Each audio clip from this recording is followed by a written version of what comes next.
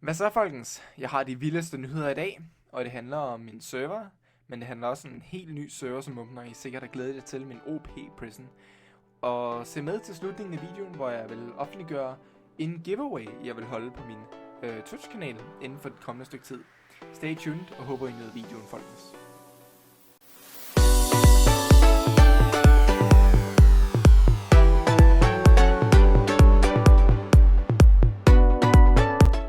Hvad så?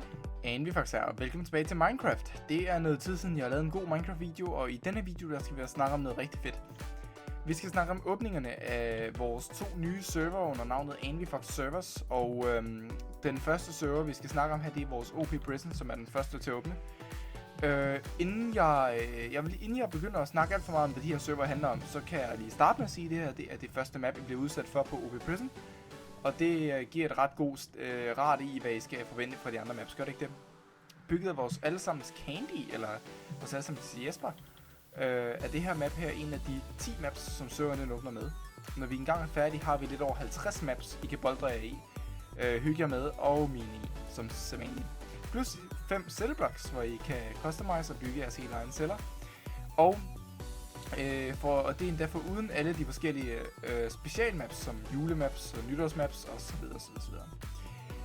Jeg vil lige prøve at svare på nogle af de mest stillede spørgsmål, når vi åbner nye server, eller når vi laver server reset osv. jeg har haft igennem tiden. Og så bagefter så vil jeg forklare lidt om, hvad I kan forvente ved det her map, uden at sætte for høje forventninger. I skal ikke forvente super meget af det her map, udover at det vil blive sand Cloud Networks Anvifax server stil, hvor vi siger, at der vil være det gamle, blandet med noget nyt. Vi har vores egne scripts og så videre i stalten, og I kan se, vi har allerede ordnet chatten, som man kan se dernede. Der står OP50 og OP lige nu, men jeg ved ikke, om der kommer til at stå barater eller sådan noget. Der kommer altså level til at stå, i stedet for at man spiller fra A til Z, så spiller man fra level 1, 2, 3, 4, 5, 6, 7 og så videre, helt op til level 50. Ergo, der er altså 50 maps på serveren i vores endgame. Og vi starter, når serveren åbner, så åbner den med 10 maps, og så senere hen, så åbner vi sådan små segmenter, hvor vi ligesom siger, nu har vi 10 nye maps, der har det her tema, og 10 nye maps, der har det her tema, løbende over det, vi kalder events. Og det bliver rigtig spændende, og Candy og jeg, vi glæder os, og vi glæder os selvfølgelig til at se jer på serveren. Vi har ikke nogen åbningsdato på serveren i PT, men hold øje med vores Facebook. Derinde, der dukker der op, der dukker der et eller andet op på, hvornår vi åbner serveren, hvor står. Den kan I følge, der er et godt link til vores Facebook-side i beskrivelsen, og har I dog ikke Facebook, jamen så er der selvfølgelig stadig håb at hente. Der er også link til vores hjemmeside, og så skal I bare tjekke den op en gang imellem. Og eventuelt gå ind og også like vores hjemmeside med vores Facebook, eller vores hjemmesides eget like-system oppe i øverste hjørne, og sådan en lille grøn thumbs up, så kan I i hvert fald få nogle notifikationer på, hvad der sker derinde. Men og kom det nu til den der FAQ, og FAQ, den handler om de mest stillede spørgsmål, når folk åbner en ny server. Taget fra erfaring af, hvad jeg har hørt min mates og mine folk, der har åbnet server, som mig selv igennem tiden. Det folk, de spørger om, som er nummer 1 af ting, som jeg faktisk er lidt træt af at få spørgsmål af, fordi det er sådan et, selvfølge spørgsmål. Men jeg svarer på det alligevel for god ordens skyld. Og det er, når den nye End Prisons åbner, som jo er bare at server reset af det gamle med en pænere present osv., får vi så stadigvæk det, vi har betalt for? Altså det er alle de der plus og penge og alt det der, I har betalt for. Tager vi bare pengene fra jer? Nej, selvfølgelig gør vi ikke det. Lige så snart, at den åbner, og I har købt noget på serveren, og I joiner serveren, så vil serveren automatisk finde ud af, at det giver tingene igen. Sådan er det. Har I købt 50.000, jamen så er det den tilsvarende pakke, I får. Og lad mig lige understrege tilsvarende pakke. Vi har ret til at ændre i nogle af pakkerne efter, som den nye server åbner, og hvor svært det er at skaffe penge og sådan noget, men det har tilsvarende værdi. Og priserne bliver ikke ændret, så I bliver ikke snydt for noget. Så I skal nok få det, I har betalt for. Helt sikkert. 100%. Så det skal I slet ikke være bange for. Og alle dem, der har købt plus, de får plus. Og alle dem, der har købt suplex, de får ikke det suplex. De får det tilsvarende rang, der åbner. Som hedder noget andet. Vi har ikke kommet op med et navn til det endnu, men det er ellers ret fedt. Så vi åbner plus sådan 2 tiers. Plus det er plus, og den har lavere rang, som hedder det her. OP Prison åbner ikke med noget andet rank, åbner kun med plus, og så åbner det med de her, der hedder Star Packets, og så åbner det med at man kan købe penge. Star Packets, det er sådan nogle nederstars, I køber for at opgradere jeres gear, og de koster næsten ingen penge, rigtig penge, og dem kan I købe, og I kan også skaffe dem i en game, hvis I har lyst. De tager lidt tid at skaffe en game, men nu er de jo rimelig OP, som det jo er, så det gør vel heller ikke noget, gør det? Når at serveren åbner, så åbner den som sagt kun med 10 maps, og de 10 maps er allerede bygget, og jeg kan warpe rundt med dem mellem OP1 og OP10. Og jeg vil vise jer 3 af mapsene nu her i denne video. Jeg vil vise jer de første 3 mapsene. Det er det første map, I bliver introduceret med, efter I har forladt spawn. Og alle maps, de har deres eget lille tema. Og det her tema, det er sådan en mine, sådan en underjordisk grotte, som Candy har fået bikset sammen. Og den er ret vild med. Props til ham. Det andet map, som vi åbner med, ja, nu åbner vi med 10, men nu viser jeg 3 af dem. Det er det her jungle-tema, og I kan se, at de er alle sammen professionelt sat op og så videre. Candy, han skal bygge for et professional team. Jeg vil sætte ham ud for at bygge for et professional team. Det er super fedt, det her. Han er super dygtig. I kan se her. Det ser rigtig godt ud. Og det er vores lille jungle her. Og det tredje map skulle gerne være, sådan lidt en Egypten-stil med sådan noget ørken og en lille oase heroppe, og det er rigtig pænt og så videre. Og så åbner vi ellers deroppe af. Der er nogle af mapsene, der er ikke lige så detaljeret som andre, men selvfølgelig så er det også. Jeg kan give en lille bonusmap og vise jer et tilfældigt tal, bare for at give jer lidt shout. Vi kan vise jer map måske 7. Map 5 for eksempel. Den er lidt, ja, den skal jeg vise jer. Den er lidt sjov. Det her map her, det ser lidt underligt ud, men det er fordi det er en biograf. Og det er simpelthen vendt på hovedet. I kan se, der er lys herude i siden. Jeg ved ikke, hvorfor der er lys der. Det er jo... Nå, nej, det er døren der her. Det er derfor, der er lys her. Det er sådan en nødgangsdøren her. Og I kan se, at så er alle sæderne heroppe, og så miner I ned i lærredet. Det var rigtig kreativt, og jeg var meget begejstret, da Candy kom op med den her idé. Jeg gav ham sådan, Candy var ude i det, hvad han skulle bygge, og så sagde jeg, ved jeg, prøv at bygge en biograf. Og så kom den med den her idé. Jeg var helt vild. Prøv at se, hvor sej den ser ud. Og så med lærredet her, det er det godt fundet på. Ja, der har vi lamperne og så videre. Og så hvis vi kigger herop, så har vi faktisk den der, hvor projektoren sidder og projekter jer ned, mens I bygger ned.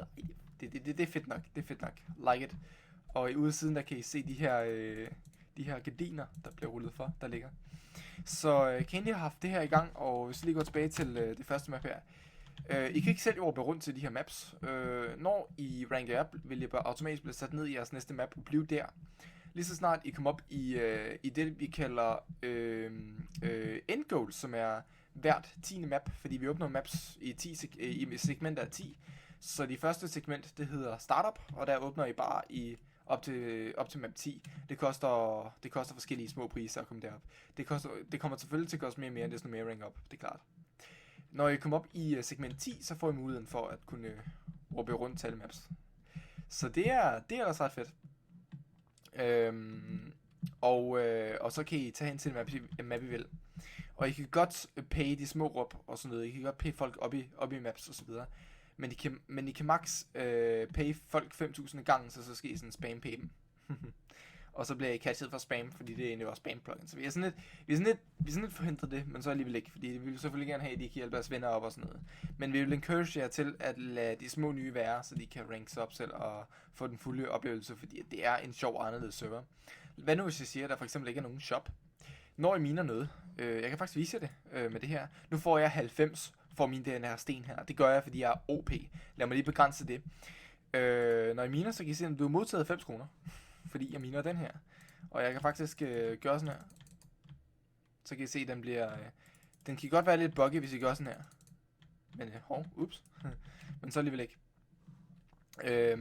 Og så skal jeg skråstrege bank for at se, hvor mange penge jeg har. Jeg har ikke lige lavet den kommando nu, men work in progress. Serveren skulle gerne åbne meget snart. Og vi snakker meget snart. December, helt sikkert. Og før jul. Og før juleferien helst. Så meget snart. Og vi glæder os rigtig, rigtig meget. Så har vi planer om at lave en adventskalender på serveren. Det er mellem min plan. Det har jeg ikke delt med Candy nu, så det vil jeg ikke gøre for meget op. Men jeg kan sige, min idé, jeg vil pitche med Candy, det er, at når man at hver advent, der åbner vi et nyt sådan map, der kun virker den dag. Og så kan man komme ind og mine dagen. Så miner man for eksempel forskellige farver uld, som man ender med i ens inventory. Men som man kan sælge, når det er den 24. Så kan alle folk komme ind og sælge det, de har fået deres advent. Og så kan folk, det er bare sådan en idé, jeg havde. Så det er det samme med hver dag, men med nogle små tweaks, så det bliver sådan lidt mere, så kan det være, det bliver meget basalt til at starte med, og så bliver det mere og mere fedt, når man kommer for eksempel 4. advent. Men nu har det jo været 2. advent, Så jeg ved ikke lige, hvordan vi kommer til at køre det, men det er noget, jeg kan pitche med Candy, hvis det nu er, vi åbner før jul. Det gør vi jo nok. Vi åbner nok før juleferien. Det sidste, det vækker på, at jeg får... undskyld, jeg skal lige nys. Host, undskyld. Det sidste, det venter på, at jeg får de sidste ting klar med scripting. Og I kan se, at jeg er begyndt at lave, så man kan få penge. Og jeg er faktisk også begyndt at... så der er ikke nogen shop, den sælger det automatisk. Så er der sikkert nogen, der tænker, jamen I kan jo lave en celle, så hvordan fungerer det lige? Jamen det fungerer sådan, at nej, I får ikke det i miner, men når I tager til cellerne, så er der en lille shop, så kan I købe det, I skal bruge. Så det er også en anden måde at bruge jeres hårdt tjente penge på. Og det gør det også lidt sejere, fordi så er der den her ene ting, der er rigtig dyr, som I skaffer jer nogle penge til at få fat i osv. Ikke? Og så er der et hav af små ting, som I kan få fat i. Vi vil bringe nogle af vores historiehalløj tilbage, men ikke lige så obvious med karakterer og sådan noget som før inde på serveren. Der vil bare være sådan nogle achievements, I kan lave i forhold til dem, og så får vi sådan nogle små bidder af historien. Det var i hvert fald planen. Men det vil jeg ikke røbe, om det bliver en ting, fordi at jeg er ikke kommet så langt endnu, som jeg vælger at lave det. Det kommer an på, fordi jeg vil gerne have serveren op så hurtigt som muligt. Og alt det... der er ikke nødvendigt for, at I kan spille på serveren, når den åbner. Det behøver jeg ikke have færdigt, når serveren åbner, vel? Så jeg laver sådan nogle patch notes. Jeg sådan åbner serveren med de basale ting, og så lader jeg folk komme ind, og så er der sikkert nogen, der synes, lorte server, og det har jeg selvfølgelig lov til. Og så er der selvfølgelig en hel del, der kommer ind og siger, fed server. Og det er sådan nogle flere, der kommer ind og spiller. Det er sådan noget med, at jeg bliver encouraged til at lave de her små patch notes. Så patcher jeg serveren med federe ting. Og måske achievement-tingene er en fremtidig update af serveren. Jeg er stadig i gang med det basale scripting, og jeg er faktisk i gang med kernescriptet, som er det, der får tingene til at køre rundt. Og her i morgen, der vil jeg have folk ind, min crew ind og hjælpe med at sætte miner og så videre. Og som I kan se her, så bliver det rigtig fedt. Jeg glæder mig meget til at lade folk komme ind og mit crew ind. Og noget af mit crew har allerede set, hvordan serveren ser ud, og jeg er begejstret på det. Jeg er helt sikkert begejstret på det. Det er det nye Anvifox servers, og jeg har ikke lyst til det her. Jeg vil vise jer spawn. Det er der spawn, og det er jo lidt bekvemt. Lige præcis som det skal være for en open prison. Der er ikke så meget at kigge på, men der er masser af plads. Det meste af de information, I får, det er via commands, info, regler osv. Men det står på skilte, hvordan I kører det, ude den sidebar, så snart dukker op. Sidebaren er ikke lavet nu. Jeg fjernede den der sidebar, der var derude, som standard, det er bygget. Og så, det er sent her, sådan her. I kender det. Jeg har været i København hele dagen. Og så laver jeg en ny på et tidspunkt. Men alle de her steder der, altså når I går i gang, der skal I bare, ligesom jeg havde en der planlagt på First Block, der skal I bare starte spil. Og så kommer I i gang og bliver sat ind i det map, I er i. Så er I level 2, jamen så bliver I ført ind til level 2. Er I level 1, så bliver I ført ind til level 1, så videre. På den måde, så sørger vi os for det meste for, at folk, der er i level 8, ikke render rundt i level 6, for eksempel. Og det synes vi, det er meget rart, fordi så kan vi... Dem der er lavere levels, de kan blive været i fred, når de nu skal mine. Dem der er oppe i level 10, de kan tage ned til alle de yngre levels. Så de er sådan noget checkpoint. Når vi så åbner det næste segment, altså hvor der kommer op til level 20, så når I kommer i level 10, så kan I komme fra level 10 og ned efter. Og når I kommer op i level 20, så kan I komme op i level 20 og ned efter. Så det kommer til at køre sådan en rangstige. Og det hedder bare level 1, level 2, level 3, level 4, det hedder ikke andet, så mere fancy er det ikke. Og det skifter sådan set ikke farver i chatten, efter vi ved lige nu, fordi der er virkelig ikke 50 farver i chatten. Men vi har planer om, at hver gang man stiger prestige, så man fra level 10, level 11, level 12, level 13 osv., så vil det præcis 2, level 21, 22, 23, level præcis 3 osv., ikke? Det er altså hver gang man når 10, så når man det, vi kalder prestige. Så vil den tilføje en stjerne i chatten, som differentierer, at de er i prestige. Det er det.